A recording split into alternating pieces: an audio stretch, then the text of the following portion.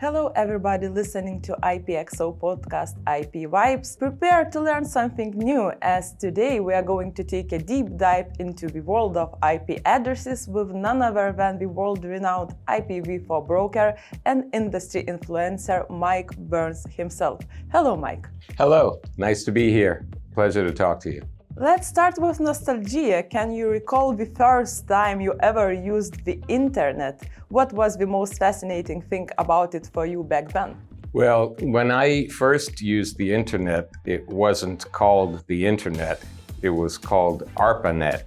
It was 1978, and it was the beginnings of the internet, and only certain colleges, universities, and government institutions were connected to it. And I was studying in high school, and we used a telephone that we'd put into an acoustic coupler, and we would connect to a place called Brookhaven National Laboratory, which was a nuclear laboratory.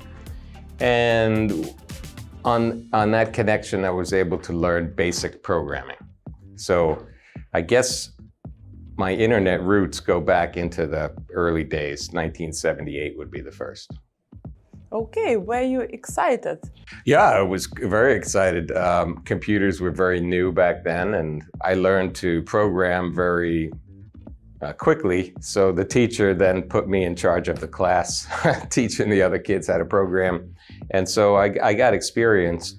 One of the fun things was we had a computer game that we played, and we did not even have a computer monitor. It was just a printer.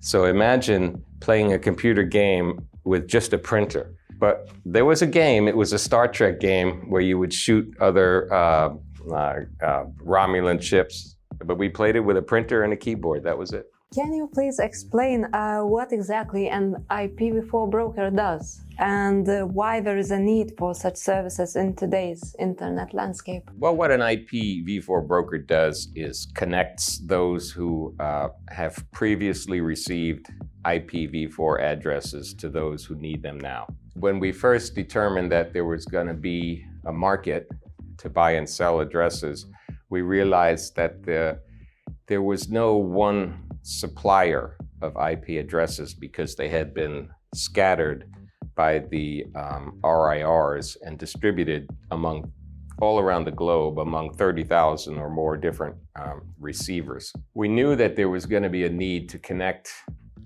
all the tiny little addresses around the world to the people who needed to receive them. And the people who needed to receive them couldn't go shop everywhere in the world. So what we decided to do was kind of put up a big flagpole and say, okay, we're here to connect buyers and sellers. And we got our website, IP Trading. So we relied on buyers and sellers to come to us.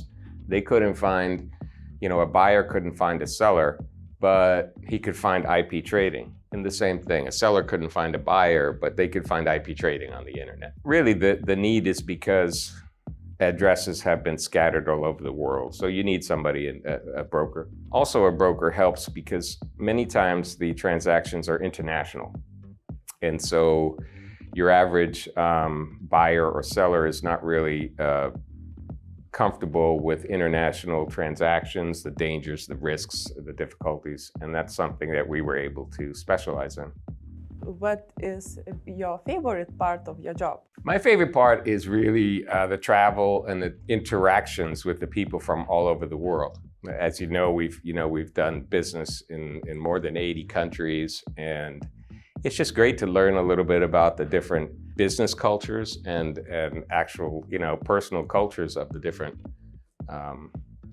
market participants. And of course, as somebody who's interested in shaping internet policy, I get to travel quite a bit to the meetings of the various RIRs, which are around the world. So the travel is probably one of my favorite parts. Can you share any interesting or memorable experiences from your extensive career as an IPv4 broker that highlight the complexity or unique aspects of the industry?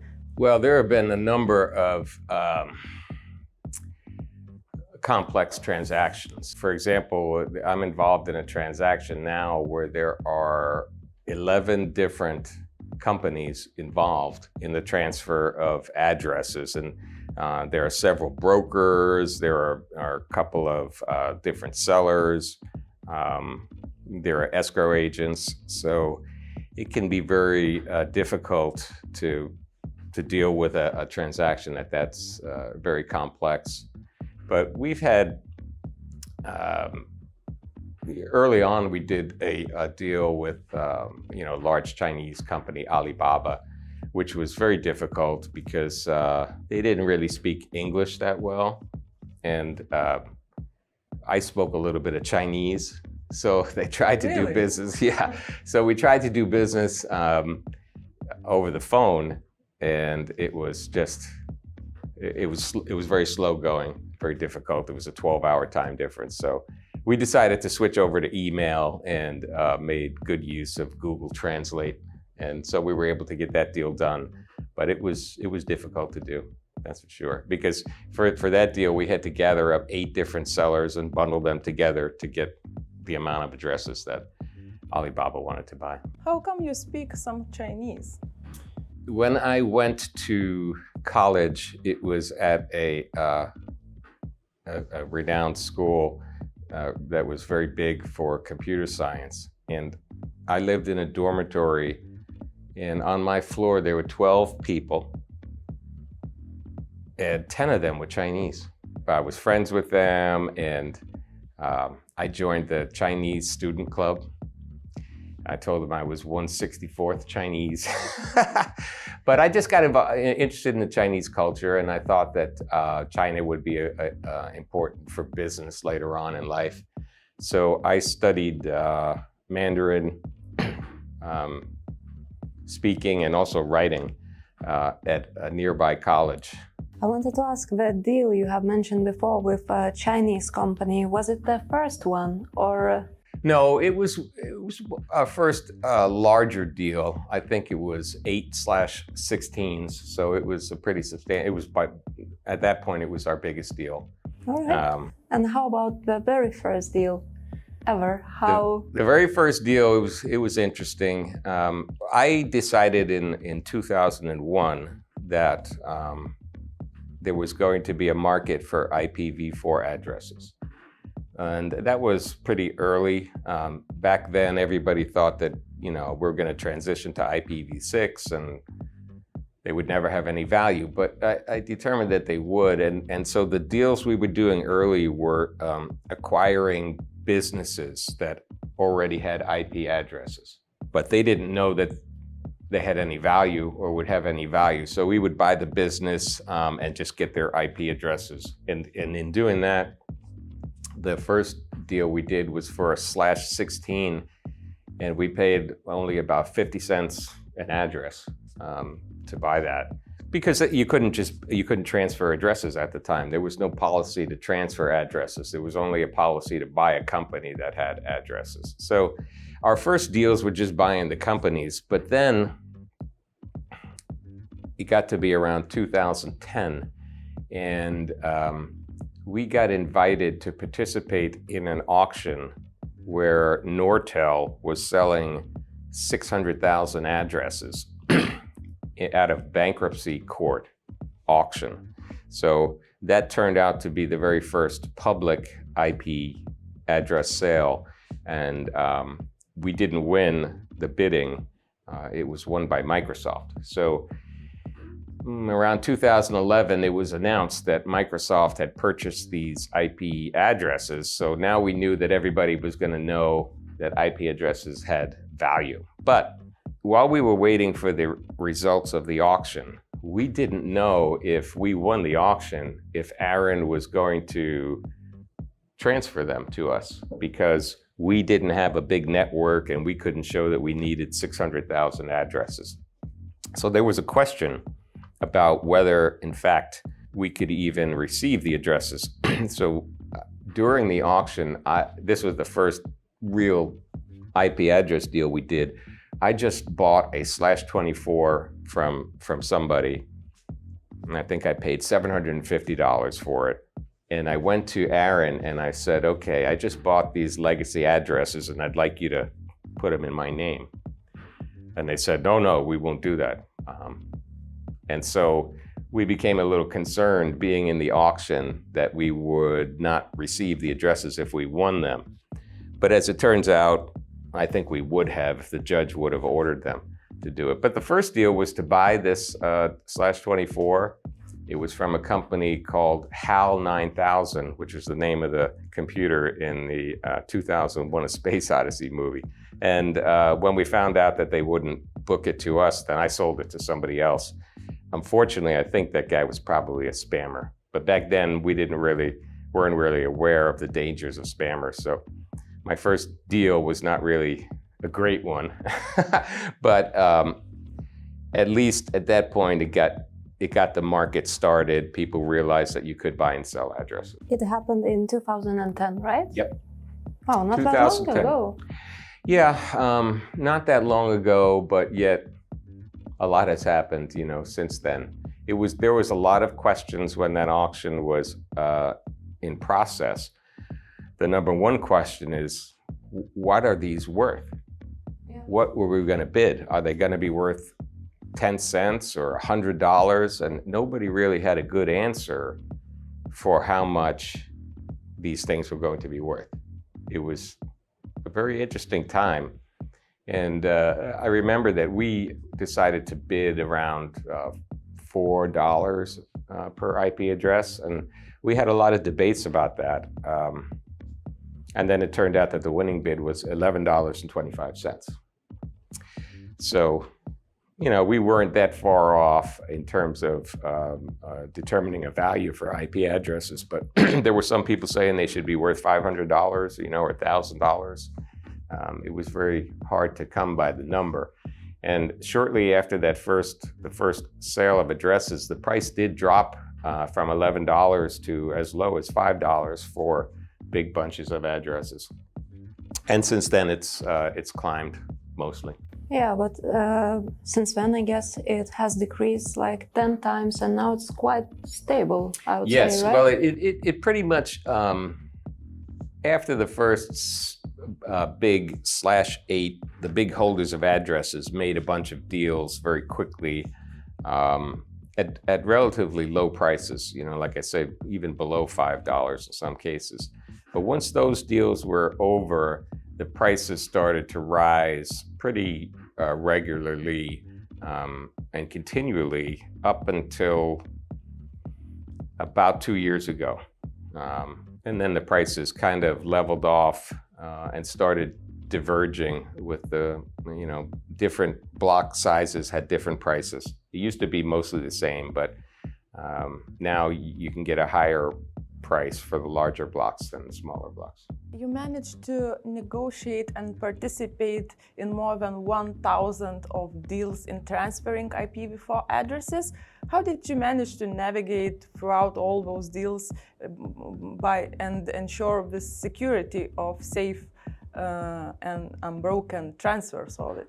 Right, that was a question as to how we were going to do this, because it was an unusual transaction in that there was always going to be a third party, which is the registry. And they could always veto or turn down the transfer. And so you had, there was a lot of risks involved, and we determined that the best way to make everybody happy was to bring in an escrow agent. So I think we were the first ones to use escrow for IPv4 transfers. And so we went around to banks and other financial institutions and tried to explain what we wanted them to do, which was basically hold all the money that the buyer would pay for the addresses and wait, and if the transfer completed, then send the money to the seller. It sounds pretty simple now, but trying to explain it to the banks was impossible. They had escrow procedures that didn't really match up with what we wanted to do. So we were an ISP at the time, and we had a client who was a law firm.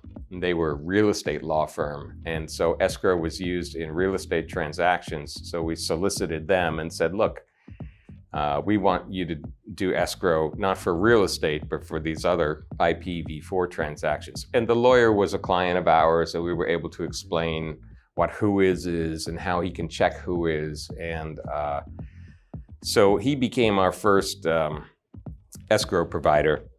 And then after that, IPXO.com and other escrow providers got into the market. But escrow really did make it safe for the buyers and the sellers. And we had an occasion once where a buyer had put $3 million into escrow, and then the seller backed out of the deal. He just, decided he didn't want to sell. And the escrow agent did send the money back to the buyer. So it was kind of embarrassing for us, but at least it showed that everybody was safe. Everybody, there was very little risks in the transfer if it used an escrow agent. Would you please elaborate more about the IP management, especially in the early days? Well, in the early days, nobody did IP address management. It was because IP addresses were free, they had no value. People didn't care if they were used efficiently or inefficiently. If they felt that they needed more addresses, they would just contact John Postel, who was the registrar. He was just an individual. That was before ARIN was created in 1997. But even after ARIN was created, it was very simple to acquire new IP addresses, and nobody really thought that there was any value in managing them efficiently. It was just, you managed them enough so that you could convince ARIN to give you more addresses if you needed them. Of course, once IP addresses did have value, there was incentive to manage them efficiently so that, of course, you could monetize them if you had excess address space. So we helped, because we were an ISP and we had resources from ARIN. We helped our clients, manage their space. It was mostly done on spreadsheets, but we would, we would look at how they were using the space and realize that they had some inefficiencies, or many times we discovered address blocks that they didn't even know they owned. So it was, for us, the intent was to help our business by helping our clients locate addresses that they could sell. All right, so those legends I've heard about managing the IP addresses in the Excel sheets are actually real. Oh yeah, they're real. For us, as I said, I got the idea in 2001, and it was very early. And the reason I got it was we had acquired another ISP, and that ISP for the first time had addresses from ARIN. And so when we bought the ISP, we got the addresses, and then we got a bill from ARIN for the the annual bill for the IP addresses. And we said, we don't want to pay this bill. We don't need these things. We'll just give them back to ARIN. And so we said, we're not going to pay your bill. Here, you can take all the addresses back. We don't really want them. And they did. Except they said, but you know what? In your address, you have some addresses, a /20, which are legacy. And you don't have to pay any bills for legacy. So we said, okay, well, we'll keep those. So we kept those legacy addresses. It was a /20. And I started thinking about IP addresses for the first time. By then IPv6 had been out, and I had been to IPv6 seminars, and everybody assumed that the transition to IPv6 would happen pretty quickly, a couple of equipment replacement cycles. But when I looked into it, I realized that there was really no incentive for businesses to go ahead and transition to IPv6. They needed to spend money, they needed to invest time and effort, and I realized that they wouldn't really get any benefit from it until the very last person had transferred and we turned off IPv4. So in 2001, I looked at the way IP addresses were dwindling, and I just figured that there's no way that the entire internet is going to transition to IPv6 before they run out. I just assumed that a market would develop because that's what happens naturally when you have scarce resources that need to be distributed. But there was no policy for it, and nobody really understood that they would have any value. So we knew we just had to wait. And that took a long time, but we figured it would be about 5 years, but it was really more like 10 years before. What happened was the addresses were exhausted first in the APNIC region. China had received large blocks of addresses and pretty much wiped out the APNIC stock. So then we were saying, okay, we're ready. We're brokers. You know, we had our domain name and our website, and but nobody in the Asia Pacific region really had any addresses to sell. They needed to buy. But in the ARIN region, a lot of people had addresses to sell because most of the older legacy addresses were in the ARIN region. We knew we needed some way to sell ARIN addresses to buyers in the APNIC region.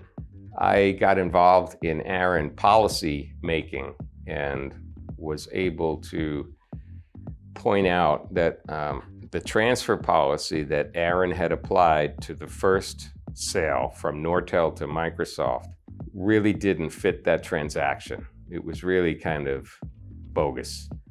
So there were problems with the ARIN transfer policy. So I decided I'm going to write a new one, and I wrote a new ARIN transfer policy. I got a lot of rejection, and I couldn't get the policy passed. I was new. Nobody knew who I was. When I told them I was an IP broker, people hated IP brokers. Early on, it was like saying that you were going to broker some public resource like water or air. You know, the idea that you were going to try and make money from that was really distasteful to a lot of people.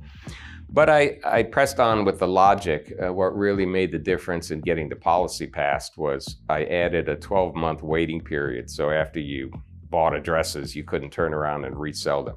Talking about any past tech product launch or event, which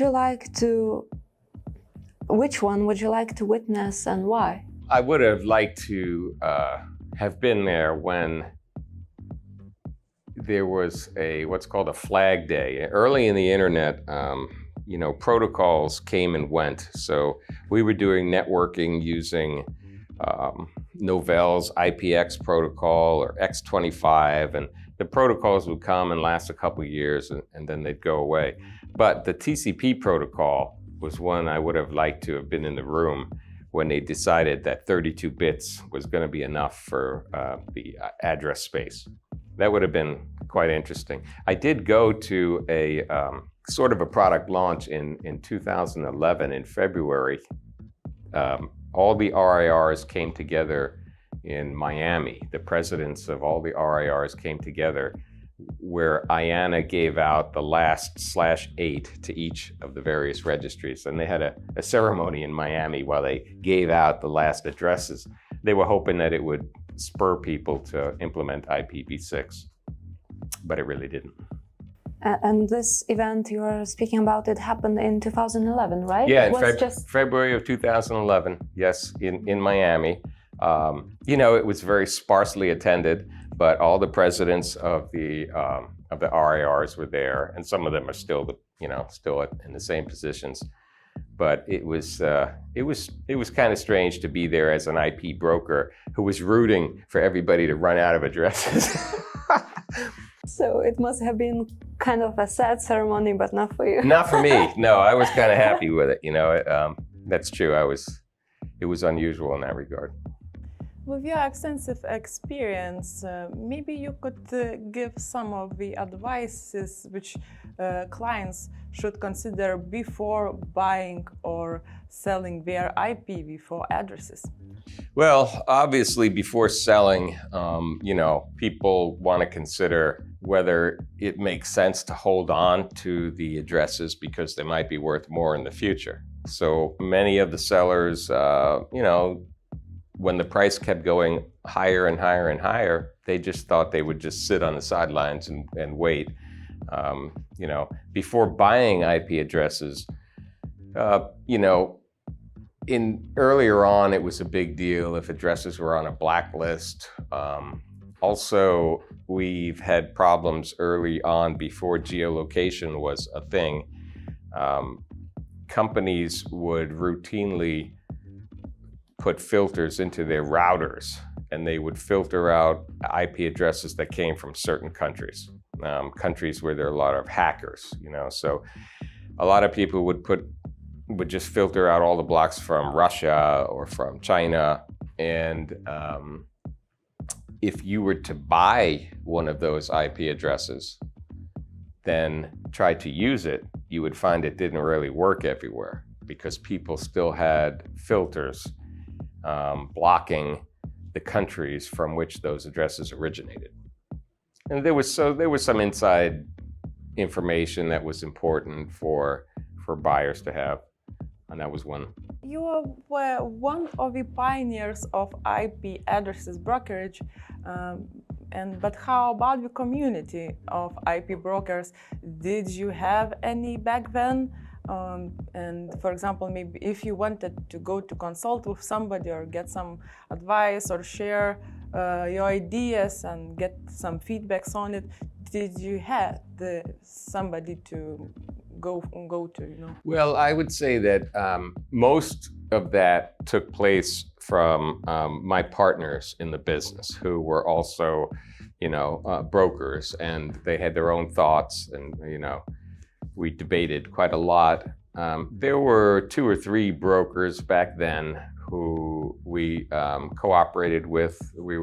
Because everybody was learning, and everybody would learn from each other. And then when I became active in the policy-making community, I think I was mostly the only broker who really did that. And so some of the brokers kind of relied on me to get information about how the registries worked and the interaction with brokerage services. These days, most transfers do involve multiple brokers. But back then, most brokers would have both the buyer and the seller, and they would put the deals together in different ways. But eventually it's standardized, and almost everybody uses escrow in the way that we pioneered it. One thing I considered years ago was whether we should have some kind of a meeting or association of brokers. I went to a RIPE meeting, I think it was in Iceland, and tried to organize the brokers into a community, but found that it was very difficult to do. Brokers didn't really trust everybody enough to associate. What happens is there's informal meetings of brokers. Normally at the RIR meetings, brokers will maybe take a room and talk, or just have a dinner or something. And so the big brokers, we all know each other, and we've all done business with each other. So there's a level of trust there. But I don't think we'll be able to ever have an association of brokers. Maybe one day. Why so? Well, it's like herding cats. They all want to go in their own direction. If you were to try and find a leader, like who was going to be the leader of the association, nobody would, everybody would pick somebody else. Maybe in the future it will happen, because there are hundreds of brokers now, whereas early on there were just a few of them. So maybe I think an association would be good to provide further vetting and confidence of brokers, so that buyers and sellers would have more confidence in their selection. For example, in the States, there are many different real estate broker associations. So every community will have the real estate brokers, and they'll have a dinner every year and get to know each other. That's probably a good idea, but when the broker community is spread all around the world, it makes it kind of difficult to do. Today we're talking about IP addresses, numbers, so maybe let's shift the gear a little bit. Do you have your favorite number? Oh, yeah. If so, what does it mean to you? My favorite number is 7. It's I don't know why, but it's always been my favorite number. And when I was an athlete, I would always be number 7, my uniform number. So I guess maybe I'm a little bit superstitious, but I do like the number 7. Lucky Mike, lucky 7. Yeah, right. I see some relation. Yeah. Any relations to Bond? To James Bond? Yeah, it could be. I always thought 007 would be a pretty good lifestyle to have. As the owner of an established IP trading company, how do you see the future of IP address trading and management, especially in light of the ongoing transition to IPv6? Well, that's always been a big issue, the transition. It's something that I've been asked about for more than 20 years now. What do I think of the future and how long is it going to take for IPv6? When people started asking me that in the early 2000s, I would say it's going to be at least 7 years. And then in the 2010s, I would say 7 years.